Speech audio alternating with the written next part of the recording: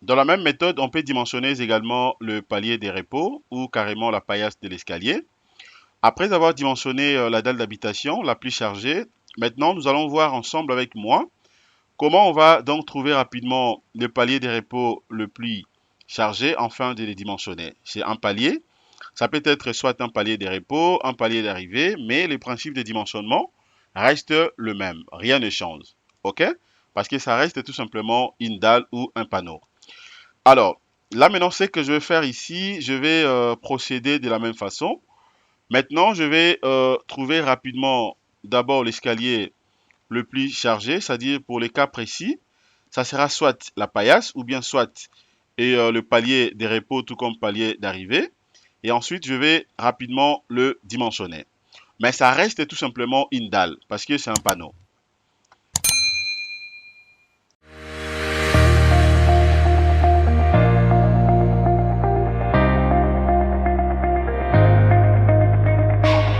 Audio Jungle.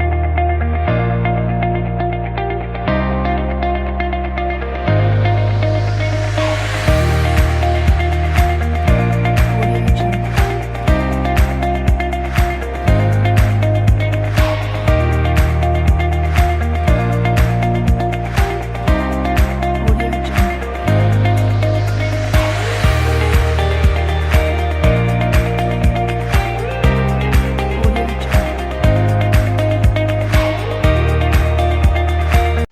Bonjour chers tous, j'espère que vous allez bien. Bienvenue sur notre chaîne YouTube, Jinkonga Tutoriel. Cette fois-ci, nous allons dimensionner l'escalier. Comment on fait pour dimensionner l'escalier? Ça peut être soit la paillasse ou bien le palier d'arrivée ou des repos. Et étant donné que l'épaisseur reste la même, je crois qu'on avait modélisé l'escalier avec une épaisseur justement de 12 cm. Pour la paillasse, tout comme le palier des repos ou palier d'arrivée. Je vais chercher rapidement l'élément le plus chargé. Ça peut être soit la paillasse ou bien le palier. Et ensuite passer au dimensionnement. Rien ne change. La méthode reste la même. Et je vais faire ceci. Premièrement, je viens rapidement là. Je prends résultat. Au lieu d'utiliser la cartographie, je peux aller directement dans résultat et F. Voilà, résultat et F. Ici, vous allez remarquer que on avait déjà trouvé donc la valeur max, c'était de 352,08. Ok, c'était le panneau numéro 1014. C'est là où on avait trouvé le palier des repos le plus chargé. Alors, je vais retenir seulement les numéros et ensuite je m'en vais rapidement voir comment continuer les dimensionnements. Les numéros, ça sera dans le 10, 14. Je viens ici, je vais cliquer sur vie. Je retiens le numéro 10, 14, le numéro des panneaux ou de la dalle. Je mets ça ici, 10, 14, Enter. Ça sera sélectionné automatiquement. Je vais maintenant l'isoler. Voilà, je vais l'isoler d'abord, c'est ça. OK. Voilà, donc là, vous allez remarquer que je viens de trouver en fait l'élément le plus chargé pour notre cas précis, étant donné que je suis en train de dimensionner la dalle, bien sûr de l'escalier. Donc, j'ai tombé au niveau des paliers des repos. Alors, ce palier des repos, je retiens que le numéro, c'est 10, 14. Je peux copier. Je peux copier. Ensuite, je viens au niveau de dimensionnement. Ferraillage réel, non. Ça sera d'abord ferraille théorique dalle.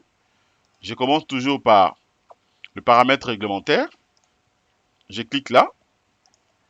Je mets palier des repos, le plus chargé. Palier des repos le plus chargé. Je viens au niveau de la matériau. Au niveau de matériaux plutôt. Au niveau de matériaux, parce qu'il y en a plusieurs, donc je parlerai beaucoup plus de matériaux. Je viens au niveau de matériaux, là, je clique. Je vais cliquer là-dessus. Je vais mettre béton 25.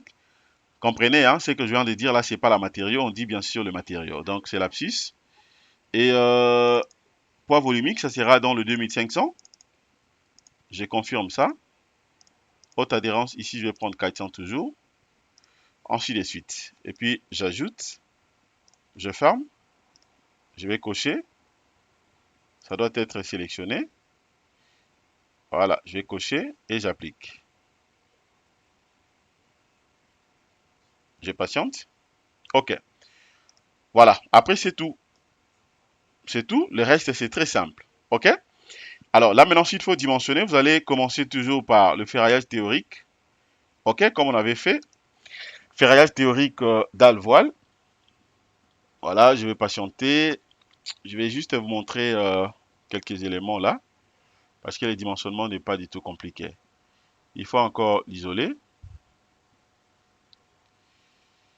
faut encore l'isoler. Voilà, c'est ça. Et ici, il faut mettre les numéros. Ça sera dans le 10-14. Voilà. Et ensuite, maintenant, vous allez calculer. Dès que vous calculez, vous allez revenir ici.